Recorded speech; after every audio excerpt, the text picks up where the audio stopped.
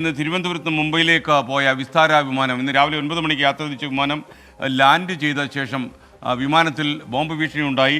അതിൻ്റെ ശുചിമുറിയിൽ ബോംബ് വെച്ചിട്ടുണ്ട് എന്നായിരുന്നു ഒരു സന്ദേശം വന്നിരുന്നത്. യാത്രക്കാരെ മുഴുവൻ പുറത്തിറക്കി മറ്റ് സ്ഥലത്തേക്ക് മാറ്റി നിർത്തിയിട്ട് പൂർണ്ണമായും അരിച്ചു പിറക്കി. എന്നാൽ ഒന്നും കണ്ടെത്താൻ കഴിഞ്ഞില്ല. യാത്രക്കാരുടെ ലഗേജും പരിശോധിച്ചു. ശ്രീനാഥ് ചന്ദ്രൻ മുംബൈയിൽ നിന്നും ടെലിഫോണിൽ ചേരുന്നു. ശ്രീനാഥ് ചന്ദ്രൻ, ഈ ബോംബ് ഭീഷണി പ്രചരിപ്പിച്ച ആളിനെയോ അല്ലെങ്കിൽ ആളുകളെ കണ്ടെത്താൻ കഴിഞ്ഞു? എന്താണ് ലേറ്റസ്റ്റ് അപ്ഡേറ്റ്?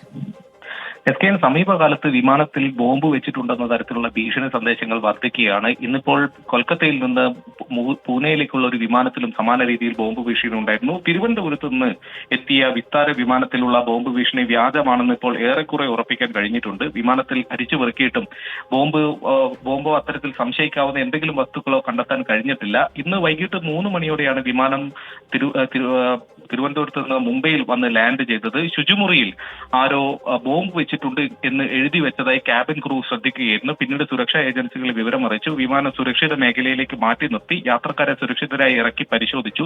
യാത്രക്കാരിൽ ചിലരെ ഇപ്പോൾ ചോദ്യം ചെയ്യുന്നുണ്ട് എന്നതാണ് മനസ്സിലാക്കുന്നത്. ആരാണ് ഇത്തരത്തിൽ എഴുതി വെച്ചത് എന്ന് കണ്ടെത്തേണ്ടതുണ്ട്. എന്തായാലും രാവിലെ 9 മണിക്കാണ് ഈ വിമാനം തിരുവനന്തപുരത്ത് നിന്ന് മുംബൈയിലേക്ക് തിരിച്ചത്. വിസ്താര വിമാനമായിരുന്നു. ഈ ഫ്ലൈറ്റിലാണ് എൻ്റെ ശുചിമുറിയിൽ ബോംബ് വെച്ചിട്ടുണ്ട് എന്ന് വന്നത്. എൻ്റെ ഒരു സുഹൃത്ത് ജോജിയും ഈ വിമാനത്തിലുണ്ടെന്ന് ഞാൻ മനസ്സിലാക്കുന്നു. കുറേ നേരമായി ഈ യാത്രക്കാരെ മാറ്റി മൂലയ്ക്ക് നിർത്തിയിരിക്കുകയാണെന്നും ജോജി ടെലിഫോണിൽ പറയുന്നുണ്ടായിരുന്നു.